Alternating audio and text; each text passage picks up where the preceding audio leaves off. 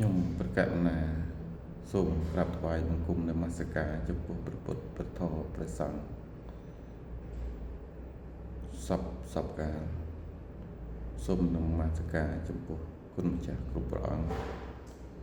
សូមក្រាបថ្វាយបង្គំដល់សម្ដេចព្រះសង្ឃរាជទាំងពីរគណៈសូមគោរពបងប្អូនជនរួមជាតិទាំងអស់ទាំងក្នុងនិងក្រៅប្រទេសថ្ងៃនេះយើងចូលមកអានស្ដាប់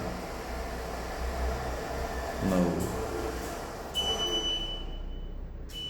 ច្បាប់រដ្ឋធម្មនុញ្ញនៃព្រះរាជាណាចក្រកម្ពុជាយើងជាបន្តទៀតនៅក្នុងជំពូក3និយាយអំពីសិទ្ធិនិងករណីយកិច្ចរបស់ប្រជាពលរដ្ឋខ្មែរយើងចូលមកដល់មាត្រា40បាទដូច្នេះខ្ញុំសូមអនុញ្ញាតអានជូនជាសម្ដាប់ដូចតទៅមាត្រា40សេរីភាពក្នុងការដើរឆ្ងាយនិងចិត្តតាំងទីលំនៅក្នុងស្ថានភាពស្របច្បាប់របស់ប្រជាពលរដ្ឋខ្មែរពលរដ្ឋត្រូវបានគោរពប្រជាពលរដ្ឋខ្មែរអាចចេញទៅតាំងទីលំនៅនៅក្រៅប្រទេសឬវិលត្រឡប់មកវិញបាន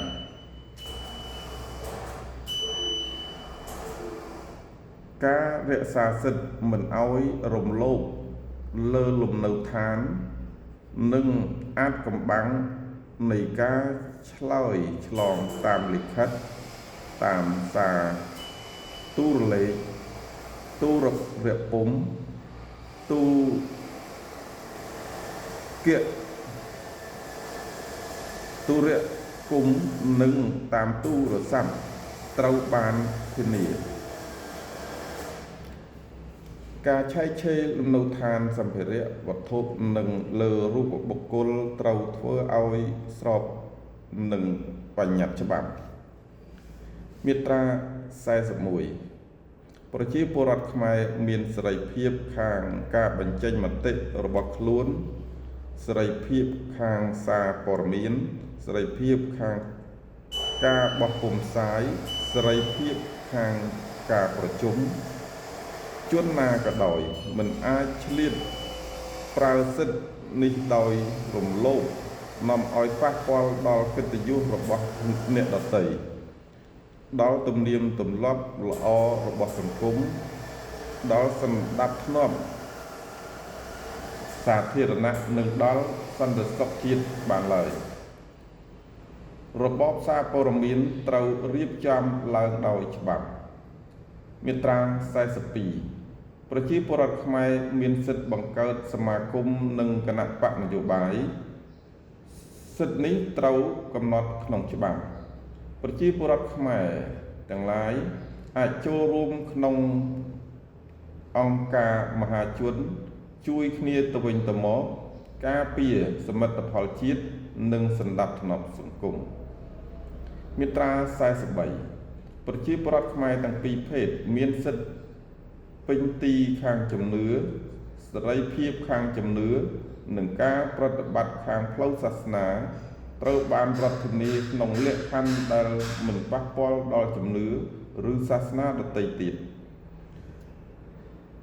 ដល់សណ្ដាប់ធ្នាប់និងសន្តិសុខសាធារណៈ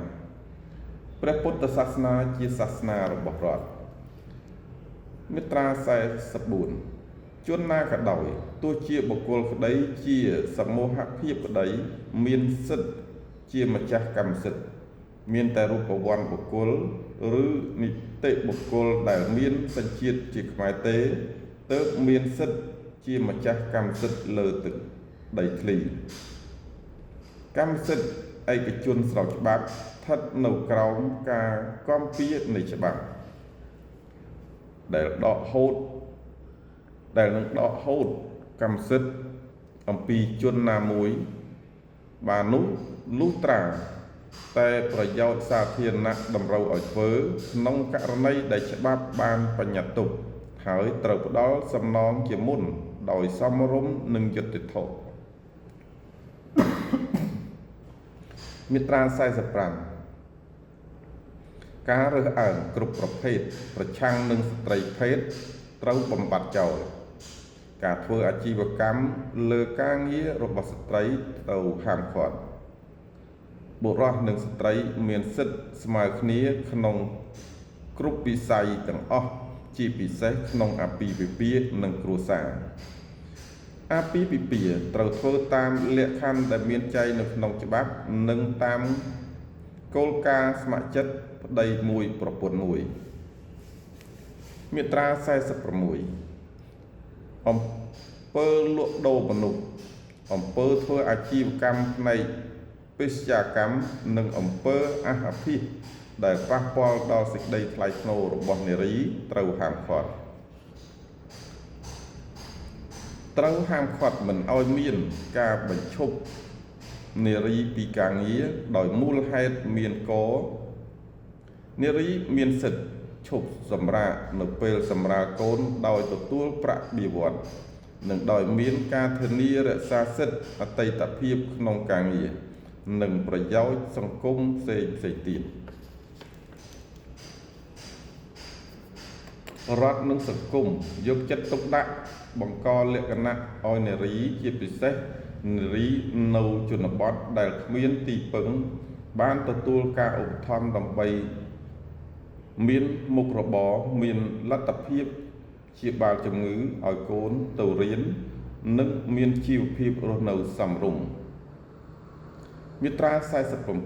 47មាតាបិតាមានកាតព្វកិច្ចចិញ្ចឹមថែរក្សានិងអប់រំកូនឲ្យទៅជាបុរសល្អកូនមានករណីយកិច្ចចិញ្ចឹម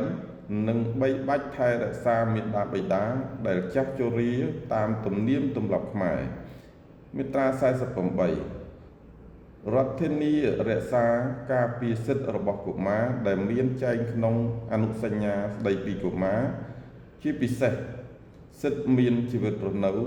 សិទ្ធិទទួលការអប់រំរៀនសូត្រសិទ្ធិត្រូវបានទទួលការគាំពារក្នុងស្ថានភាពមានសង្គ្រាមនិងការការពារប្រឆាំងនឹងអាជីវកម្មសេដ្ឋកិច្ចឬកម្មគុណលើកុមាររដ្ឋគាំពារប្រឆាំងនឹងការងារទាំងឡាយដែលអាចធ្វើឲ្យខូចដល់ការអប់រំនិងការរៀនសូត្ររបស់កុមារឬដែលនាំឲ្យអន្តរាយដល់សុខភាពឬសុខុមាលភាពរបស់កុមារមាត្រា49ប្រជាពលរដ្ឋខ្មែរគ្រប់រូបត្រូវគោរពរដ្ឋធម្មនុញ្ញនិងគោរពច្បាប់ប្រជាពលរដ្ឋខ្មែរគ្រប់រូបមានកាតព្វកិច្ចចំណែកខាងកសាងប្រទេសជាតិនិងការពារមាតុភូមិកាតព្វកិច្ចការពារមាតុភូមិត្រូវអនុវត្តតាមបញ្ញត្តិច្បាប់មាត្រា50ប្រជាពលរដ្ឋខ្មែរទាំងពីរភេទត្រូវគោរព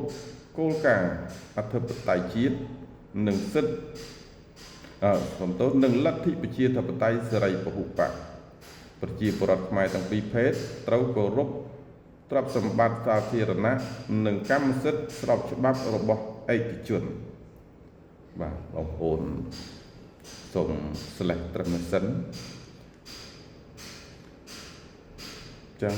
យើងត្រូវដឹងហើយនៅក្នុងច្បាប់រដ្ឋធម្មនុញ្ញ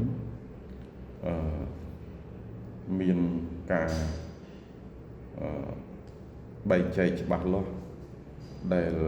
តម្រូវឲ្យប្រជាពលរដ្ឋមានកាតព្វកិច្ចការពារជាតិការពារសង្គមការពារសិទ្ធិកុមារផ្ដល់ឲ្យកុមារទៅរៀនដូច្នេះគឺជាច្បាប់មួយដែលប្រជាពលរដ្ឋត្រូវទន្ទិញចាំទុកក្នុងខ្លួនឲ្យបានមានឯកសារឲ្យត្រឹមត្រូវជៀសវាងការរំលោភបំពានពីអាជ្ញាធរណាមួយដែលកេងប្រវ័ញ្ចក្នុងនៃធ្វើអាជីវកម្មខ្លួនឯងក្នុងការគៀបសង្កត់របស់ប្រជាពលរដ្ឋខ្មែរបាទសូមអរគុណសូមជម្រាបលា